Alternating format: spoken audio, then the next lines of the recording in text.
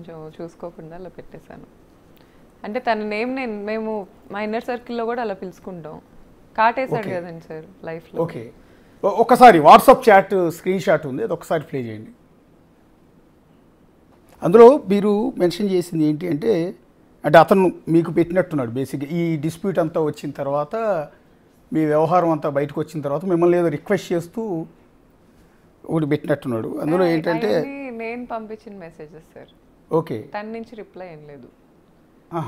అక్కడ డిస్ప్లే అవుతున్న మెసేజెస్ అని నేను పంపించినాయి. మీరు పంపించి నేను పంపించినాయి. ఎందుకంటే ఈ రితు చౌదరితో ఎఫ్ఐఆర్ అనేది జూన్ 9th బయటపడింది నాకు, జూన్ దానికి ముందు.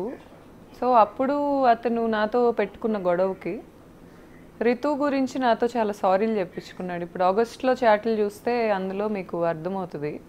రితుతో అతను అంటే నాకు యాక్చువల్లీ రితు తెలీదు, రితు చౌదరి అనే వ్యక్తి ఇన్స్టాగ్రామ్లో ఆ టైంలో తెలీదు. సో జబర్దస్త్లో ఒక 2-3 టైమ్స్ చూసినట్టున్నాను. ఆ వ్యక్తితో ఇతను రాత్రిపూట బయటకు వెళ్తాలు, ఇంటికి రాకపోవటాలు ఇవన్నీ చేయటం నాకు దొరికాడు. ఒకసారి ఫోన్లో నేను తీసుకొని ఎందుకు రాత్రులు రావట్లేదు నువ్వు ఇంటికి అని చూస్తే ఈ అమ్మాయితో చాటింగ్ చేస్తున్నాడు. ఇది 2023లో నా ప్రెగ్నెన్సీలో. ఆ రోజు అతను చాలా సీరియస్గా రియాక్ట్ అయ్యి నా పొట్ట మీద చేతులేసి తోసి చాలా అగ్రెసివ్గా వెళ్ళిపోయాడు. వేరే రూమ్కి వెళ్ళిపోయి మా నాన్నకి మెసేజెస్ పెట్టాడు, ఇంకా నాకు ఈ అమ్మాయి వద్దు, ఇంకా నేను పడలేను మీ అమ్మాయితో. సో మాకు ఫస్ట్ ఫిజికల్ అటాక్ అనేది స్టార్ట్ అయ్యి మహేష్ నేను వద్దు అని నా గొడవ జరిగింది రితు చౌదరి విషయంలోనే. ఇప్పుడు రితు చౌదరి అంటే ఇప్పుడు బిగ్ బాస్ లో ఉన్న ఆర్టిస్ట్ రితు చౌదరి. అవును, రితు చౌదరి.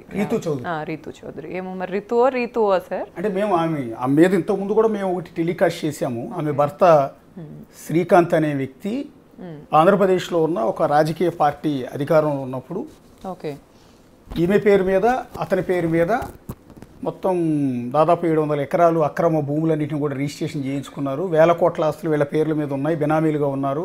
చాలామంది పెద్ద పెద్ద రాజకీయ నాయకులందరికీ కూడా రితు చౌదరి అండ్ శ్రీకాంత్ వీళ్ళిద్దరూ కలిసి గోవా వెళ్ళి గోవాలో ఉన్న ఒక ఫామ్ హౌస్లో ఈ సెటిల్మెంట్లన్నీ చేశారు, ఈ భూములన్నీ రిజిస్ట్రేషన్ చేయించారు అని రితు చౌదరి మీద గతంలో కూడా అలిగేషన్ వచ్చింది. ఆమె భర్త శ్రీకాంత్ కూడా బిగ్ టీవీ స్టూడియోకి వచ్చి మాట్లాడి వెళ్ళాడు.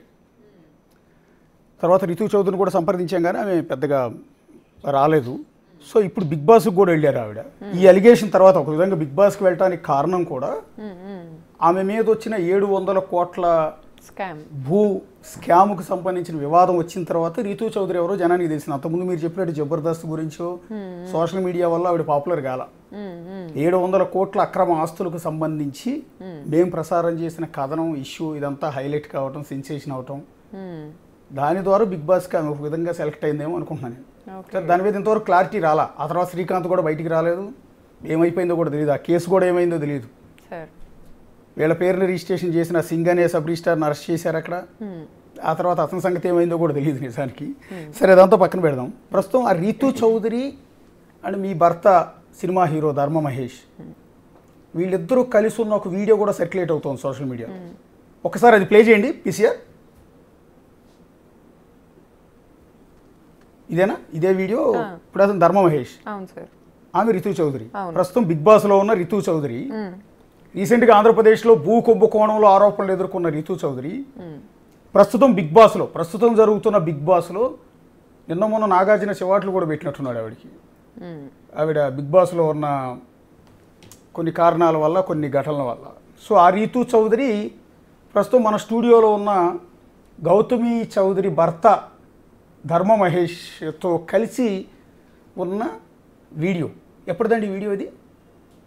ఇది ఆగస్ట్ అనుకుంటా సార్. అక్కడ పైన ఉంటాయి సార్ స్టాంప్స్. అంటే ఈ 2025. అవును, అంటే బిగ్ బాస్కి వెళ్ళక ముందు ఆవిడ ఏది ఇదంతా మీరు బయటకు వచ్చి ధర్మ మహేష్ గురించి అలిగేషన్ చేసి కేసు పెట్టి ఇంత జరిగిన తర్వాత? అవును సార్ అనుకుంటా. I'm not sure about the dates. But వీళ్ళు నాకు ఎలా దొరికారంటే సార్, నేను ఈ అమ్మాయి వెళ్తున్న ఫ్లాట్ ఉంది కదా ఇప్పుడు ఇతన్ని కలవటానికి, నా దగ్గర ఒక 3 months ఫుటేజ్ ఉంది. వీళ్ళు వెళ్ళేది కూడా నాకు ఈ అమ్మాయి ఈ 2023లో ఎఫ్ఐఆర్ నడిచిందని నాకు తెలుసు కానీ స్టిల్ కంటిన్యూ అవుతున్నారని నాకు తెలీదు. సో ఈ అమ్మాయి వెళ్తుందనే డౌట్ కూడా నాకు లేదు. నేను నా ఫుట్వేర్ ఒకటి ఉంది కాస్ట్లీది, చాలా కాస్ట్లీది, అది మిస్ అయింది. ఇతని ఫ్లాట్కి నాకు యాక్సెస్ లేదు, నన్ను రానివ్వట్లా, నాతో మాట్లాడట్లా. సో నేను అక్కడ అగ్రిమెంట్ నా పేరు మీదే ఉంటుంది ఫ్లాట్ది, మేమిద్దరం కలిసి ఉన్న ఫ్లాట్ అది. నా ఫుట్వేర్ చూసుకోవటానికి వెళ్ళా, సీసీటీవీ చెక్ చేసుకుందామని వెళ్తే ఈ అమ్మాయివి 1 కాదు 2 కాదు 10 రోజులు 20 రోజులు వస్తూనే ఉంది, డైలీ వస్తూనే ఉంది. అది కూడా timings night 1 to 4, okay, either 12:30 అలా స్టార్ట్ అవుతుంది రావటం.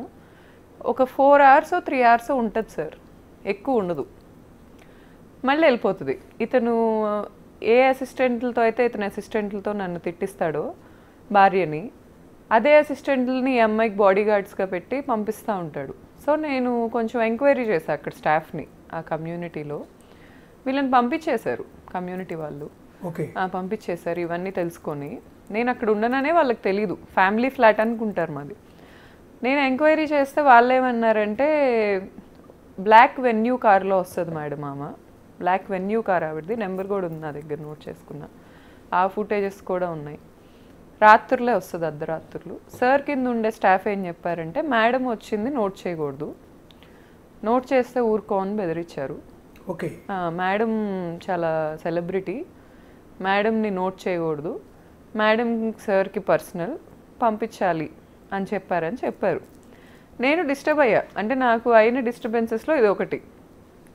ఈ అమ్మాయితో ఉంది అనేది నాకు 2023లోనే తెలుసు. అంటే వాళ్ళిద్దరి మధ్య ఎఫ్ఐఆర్ ఉంది నేను అనుకుంటున్నా నాకు ఉంది అని అతనైతే అడ్మిట్ చేయాలి. అతను చెప్పాడు నాకు 2023లో నువ్వు ఎఫ్ఐఆర్ నాకు పెడితే నేను పెడుతున్నాను అని ఎలిగేషన్, నువ్వు పెడితే నాకు హీరోయిన్లతో పెట్టు, ఇలాంటి ముచ్చుమొహాలు సైడ్ ఆర్టిస్టులతో నాకు ఎఫ్ఐఆర్లు పెట్టకు, ఇదే మాట అన్నాడు అతను. నాకు ఆ అమ్మాయి మొహం అలా నాకేమనిపించలే, అతనే అన్నాడు పెట్టకు నాకు ఎఫ్ఐఆర్లు ఈ అమ్మాయితో, నువ్వు పెడితే హీరోయిన్ మెయిన్ ఆర్టిస్టులతో పెట్టు. ఇలా ఈ అమ్మాయి సైడ్ ఆర్టిస్ట్, అతను సినిమాలో యాక్ట్ చేసింది. వీళ్ళిద్దరిది సీన్ కూడా ఉంటుంది, అందులో చీటింగ్ గురించే మాట్లాడుకుంటుంటారు వీళ్ళిద్దరు సినిమా సీన్లో. ఓకే, సో ఈ అమ్మాయి ఇష్యూస్ అవుతున్నాయి అని 100% ఆ అమ్మాయికి నేను మీడియాకు ఒకవేళ వెళ్ళక ముందు ఈ వీడియో ఉన్నా తెలుసు. ఎలా అంటే 2023లో ప్రెగ్నెంట్ నేను అమ్మాయికి కాల్ చేశా. ఓకే, నాకు వాళ్ళిద్దరి మధ్యలో ఎఫ్ఐఆర్ నడుస్తుందని నాకు ర్యాండమ్ పీపుల్ చెప్పారు. తను ఇన్ఫ్లుయెన్సరే కదా, పబ్బుల్లో కనిపిస్తున్నారు వీళ్ళిద్దరూ, రాత్రిపూట కలిసి తిరుగుతున్నారు, కార్లో కనిపించింది ధర్మాతో, ఇలా చెప్తుంటే నేను ఫోన్ చేసి అడిగా, రితు ఏంటిది, ఇది నిజమేనా, నేను సర్టెన్ థింగ్స్ వింటున్నాను, ఇది నిజమేనా? అయ్యో చీచి, అసలు నువ్వు ఒక బిజినెస్ ఉమెన్ అని నాకు తెలుసు, నువ్వు చాలా తెలిసిన దానివి నాకు, నువ్వు ఒక ఇన్ఫ్లుయెన్సర్ అని నాకు తెలుసు, మీరిద్దరూ ఎప్పటి నుంచో నాకు తెలుసు, నేనెందుకు అలా చేస్తాను అనింది.